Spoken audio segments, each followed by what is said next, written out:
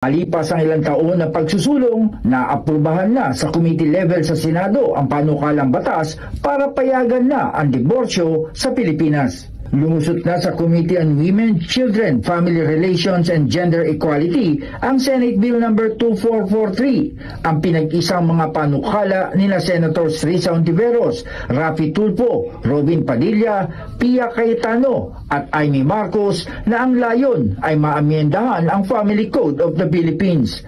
Kabilang si Deputy Majority Leader J.V. Ejercito sa mga pumirma sa final committee report ni Hontiveros.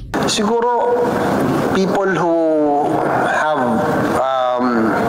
shaky relationships should be given a fresh start, no? Meron kasi talagang relationships that are already irreparable, eh. And we do not want people to be miserable, di ba? Yun lang, no? But of course, we are a Christian nation. Ang ano talaga natin, that's why it's difficult to have an annulment. But ito, we'll just hear, no? We'll just yung pagpirma naman doon is just for it to be discussed on the floor. Diba? We'll weigh the pros and cons before finally deciding. Marami rin ako nakikilala na who are separated or estranged. Gusto naman natin maging masaya lang, eh. So, if it's irreparable, irreconcilable, then I guess we have to give people second chances on their lives, no?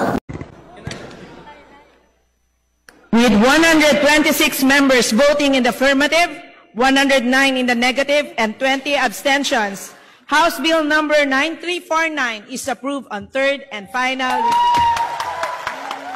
Majority Leader. Madam Speaker. Madam Speaker.